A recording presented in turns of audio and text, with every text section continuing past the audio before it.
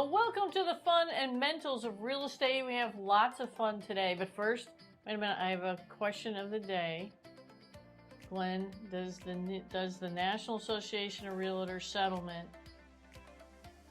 make buyer's agents like obsolete? They're just going to go away. It's the end of the buyer's agency. Yeah. Yeah, that's Is it?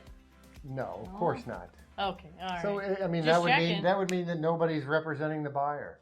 Okay. But I know as of August 17th, 2024, it's now in effect. Yeah. And there's new agreements. There's new I know. Guidelines, is there any fun in rules. this today, though? I just want to know. I mean, like, we're going to talk about this NAR, National Association of Realtors settlement. We're gonna NAR. We're gonna NAR on this. We're gonna NAR on this a little bit. They got to come up with a new name.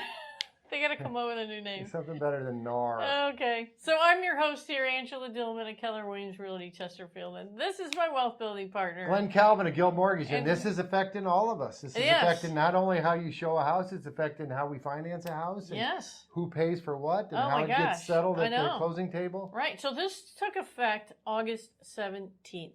So just recently, new rules went into effect. And so the biggest change, I think, that's just like immediately you're going to see a big change in, and that's just how you see a home. And I think we're going to see changes in the agreements that you sign. So typically when you list a house, you sign an agreement, and when you agree to represent a buyer, there's an agreement that's put in place. Yeah. And it was kind of thinking, correct me if I'm wrong, before, you could kind of work it out as you went. You could figure it out, and it was okay if we did this. Now it's kind of black and white. Well, let's just say there's just a lot. The forms got longer. We're killing more trees. So, right. But really, the way you're going to physically go view a property is going to change. So residential real estate's really emotional, right? Sometimes people just buy a house on a whim. Like you buy a car on a whim. Mm-hmm. Like people just like, oh my God, I saw this house online. I got to go see it right now. And they end up buying it, and they had no intention of even going out and buying a house. They just saw it online, and they were just like, oh my God, I always wanted a house like that. And they just run out and see it, and they buy it. But you can't do that anymore, by the way. So what's going to happen now is when you see a house you really like, if you don't already have a realtor that you've, had a consultation with and signed an agreement with, you have to get an agreement signed to go see that property. You can't just go, hey, can you show me this? No, not without an agreement. So this is going to change the way people view properties. Now, a listing agent, here's a caveat to this. A listing agent can show the property to buyers without an agreement. Now, if the buyer wants to bring an agent in to help her write the contract, they can still do that. Well, they can still do that, but what I'm just saying is that listing agents can, but if you just call, so you got the internet. You got the Zillows or the Realtor.com, right? And they got like 3 or 4 agents that are like appear next to a listing. They have nothing to do with the listing. Right. They pay. Right? They just pay to be be advertised there. So the hope you click on it thinking they're the listing agent, but they're not. And you call them and you go, hey, can I go see 123 Main Street? And you're like, now they're going to have to be like, yeah, but we have to sign an agreement. Gotcha. So the rabbit hole I don't want you to go down here is that it can be an agreement just for that house. But what you're going to see happening is that they're going to send these buyer agency agreements over to you to represent you for 6 months. And you're not going to read it. And you're not going to understand that you've just locked yourself into some agent you haven't even interviewed yet. So the one good thing, and I don't know, we were just trying to talk about what kind of fun we were going to have today. Yeah. We just couldn't find any. But I think the one good thing that might come of this is that maybe people will stop and pause and think about the agent who's going to go show them the house. Yeah, and I would say too, before you sign any document, you need to read it and understand it. You need to interview an agent. Well, I'd say you just like not even the document itself. It's like, who in the world are you signing and this with? That's a tip off between a good agent and a bad agent. If an agent's just sending this document and doesn't tell you that it's going to marry the two of you for 6 months, then that's somebody I would stay away from. They typically don't. They just go, oh, my broker requires this, and they just send it over, and you're like, oh, okay. And then you sign it, and then you're like, oh, what did I just do? So we don't want you to do that. You should always have a realtor. You should always have a consultation with a realtor to see if that realtor is a good fit for you. Do they know what they're talking about? Do they know the area that you're looking in? How good are they? How experienced are they? Are they great negotiators? Can they even find you a house? So I know realtors who just set you up on an auto email and just go, let me know when you see something that you like. No, not in this market. My goodness, this inventory so low. We hunt for properties. We hunt every single day, and we hunt off market stuff that never see the light of day on the internet. So you need somebody who's really in your corner and working very hard on every angle. Not just, hey, can you help me write a contract? But and you want to ask questions. You want to understand something. Don't just sign anything. Just don't sign anything. And even if I want to tour that property virtually, I still need a signed agreement. You still have to have a signed agreement. That's what the new settlement says.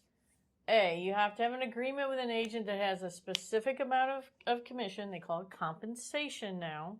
It has to be specific as either an amount or a rate, like a percentage.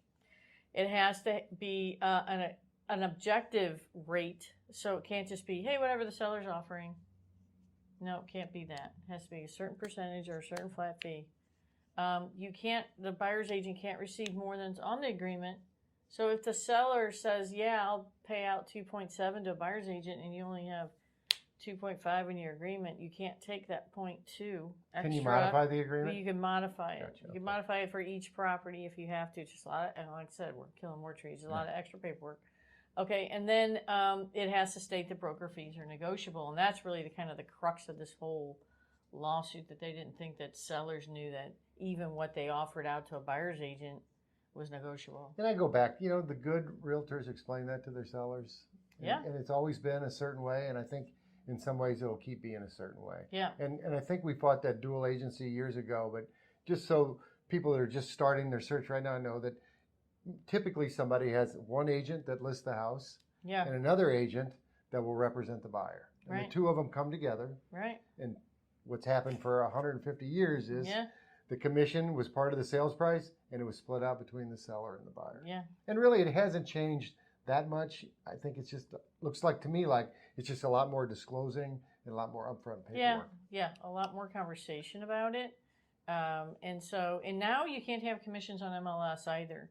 So really that just means it's harder for us to be able to tell when you go tour property if you might have to help pay your agent. So let's just say you agree to pay your agent, 2.7 chickens.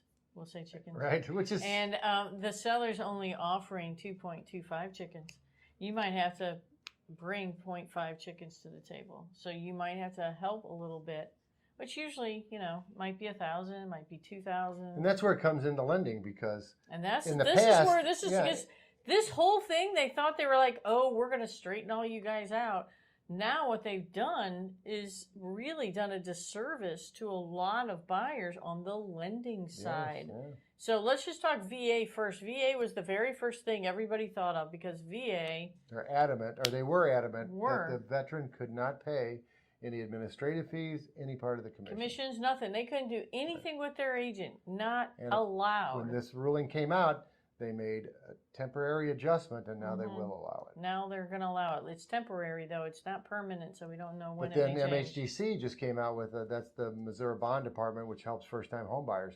They just came out reinforcing that they will not allow the buyer to pay. Yeah, so we're seeing all this just kind of change and in flux. Yeah. And what about FHA? Is the Federal Housing Administration, that's a government-backed loan? Yeah. They are going to allow it. See, it's all over the map. USDA will allow it. This is all affecting your loans, too. Right. There's no doubt about it. So now there's a couple different ways you're going to see this happen. First of all, we're seeing that you can't put the commissions or compensation in the MLS. And the MLS is it's a multiple listing service where everybody goes to when you list a house, it goes in there, and then from the multiple listing service, it goes out to the realtor.coms of the world. Okay, right, so it shows the square footage, the sales price. Yeah, it's got all the marketing and used all to always the pictures, say the commission. all the videos. It used to always say the commission. Sometimes, and I remember when it was a buyer's market, when they had the upper hand and things would sell, sometimes the sellers would offer a bonus to the agent. Yeah. Matter of fact, which that can still happen.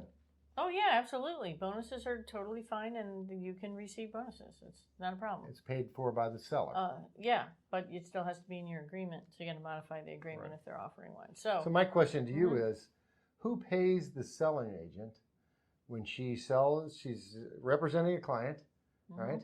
And for 6 months, They call and ask about a property. They tour properties. They drive around for 4 or 5 Saturdays. They look at 30 different houses, and they decide, you know what, we're not going to buy. We're just gonna hold off. Yeah. Agent doesn't get paid. Nothing. Zero. Nothing per hour. Nothing. Yeah. Right. So part of the reason agents get paid what they do is they take all the risk on. They do. Yeah. They only get paid if the house. And I think it's a disservice if you go in and you're just going to negotiate with the listing agent because she doesn't have your best interest in mind. No, it works for the seller. I say he or she. She works for the seller. It's her job to get that seller as much money as he can. Right. That's the way it's written. Right. That's why. Now you could be a dual agent, and then that just puts one person in the middle of you two. That's a whole different deal. The way we do dual agency is we have a buyer's agent that helps the buyer, and then we help the seller, and we kind of keep the two apart. So even though it's kind of considered dual agency, but that's probably a conversation for another time. Yeah, well, the important thing to remember, I think, is people are still going to buy and sell homes. Yeah. I think we're going to see sellers try to use this to their advantage and lower what they're paying in commissions. But as soon as I'm competing against another seller with a similar house, if I'm going to offer more money to the buyer's agent, my deal might look better and I might see more buyers. So the conversation with the seller is kind of like this. If you want your buyer pool to be as big as possible, yes, and you always want the buyer pool supply demand, right? You always want high demand. So if you offer nothing or very low, and you're asking, you're basically saying, Mr. Buyer, you pay that person, you pay that agent. Now you're just dealing with buyers who have a lot of money. And if you want to shrink your buyer pool, go ahead. But if you want to keep your buyer pool big, you'll offer something out that helps the buyer, helps the buyer's agent, so that you're dealing with all kinds of buyers. And you can raise sale prices to, right? You're hoping for bid wars, you're hoping for multiple offers, right? So we used to not be able to negotiate compensation or commissions on a contract, and now you can. So that's changed. That's a new thing. But the biggest thing is like just going to see a property is going to change for everybody. Like they can't just emotionally just go run. I think it'll change, and I think we'll get used to it. And I think the bottom line is we're still going to buy and sell houses. We still need somebody to help us. We still need a buyer's agent to represent us. We still need a buyer's agent to help us with understanding the financing, understanding the building inspection, understanding the title work. Right, and each house may be different based on whatever might be offered out. Each house is going to have a different scenario. And so you may be like, this house, the seller's offering out all kinds of great commission, and it's not a problem. But this seller, he's like only offering out half as much as most people do. And so now that buyer's got to, so each house may require you to, as a buyer, to help participate in the commission, and some may not. So everything's different. So be more thoughtful. Interview your agents, find out what their abilities are to find the house. Understand what you're signing. Yeah, understand what you're signing, because you may get yourself locked in. It's not like you can't say, hey, I want out of this agreement, but they have to let you out or it becomes a sticky wicket. And so it's better to interview and have a consultation and make sure that the agent is a good fit and has good experience and good systems and it responds timely like anything to else you. In life, the more you know, the more that agent can educate you, the more comfortable you feel and keep from making some kind of mistake. Yeah. So maybe there wasn't a lot of fun in it. Maybe there wasn't too much fun today. The thing is staying ahead of it and being educated on these changes. You've done a phenomenal job of that. You treat your clients so well. Make sure you understand what you're getting into. Yeah. Buying a house is different than buying a vacuum cleaner or a blender or washer and dryer. It takes a team of people to help you understand it, keep you out of trouble, and get you the best deal. Yep. All right. Yep. Super good. All right. Well, thanks for joining us today. We're going to return to our seller series next week, and we're going to talk about probate and what do you do when you have circumstances like you're ending up in probate, and how do you sell the house when one of your loved ones passes? We'll find something funny about that, won't we? Okay. We'll try.